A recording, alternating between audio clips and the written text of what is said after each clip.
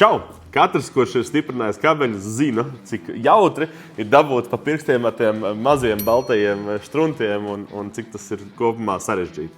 Tāpēc es šodien gribu parādīt M12 sērijas īpaši kompakto vadu skavotāju. Galvenais ieguvums šeit ir ātrums. Tā kā klienti man saka, tas pārsvarā atmaksājas jau pirmajā objektā. Tas ir paredzēts tieši zemesprieguma vadu stiprināšanai kokā un arī bez problēmām iestiprinās arī 16 mm gofru pie koka. Lai tu nesabojātu pašu kabeli, šeit priekšpusē tam ir tādi kā radziņi, starp kuriem tu vari to gofru vai arī kabeli iestiprināt.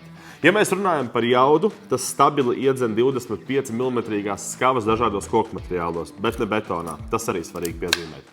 Aptverē var ielikt 45 skavas, tāpēc salīdzinoši daudz varēs izdarīt, nepapildinot aptveri. Un pat ja aizmirsīs saskaitīt, tam ir arī tukšās palaidēja, respektīvi šaušanas bloķētājs. Tas vienkārši nešaus, jo skavas būs beigušās. Vēl viena praktiska lieta ir produktivitāte. Ar vienu mazo 2 ampērstundu akumulātoru tu vari izšaut līdz pat 1200 skavām.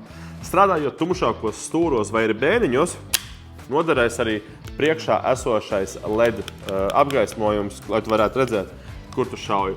Pats instruments ir salīdzinoši viegls, ergonomisks un komplektā ir arī appusējais jostas āķis, lai vari piekarināt sev pie sāniem, vai vieniem vai otriem, kā tu vērtāk. Tā kā ja tu strādā uz padarīto darbu, nevis uz stundām, šī ir ierīce, kas tev nopietni palīdzēs pātrināt kabeļu vilkšanu. Tā kā, ja ir kādi jautājumi par to, kādas skavas tur iet vai kaut kas cits, droši raksti, palīdzēšu, priecāšos atbildēt. Čau!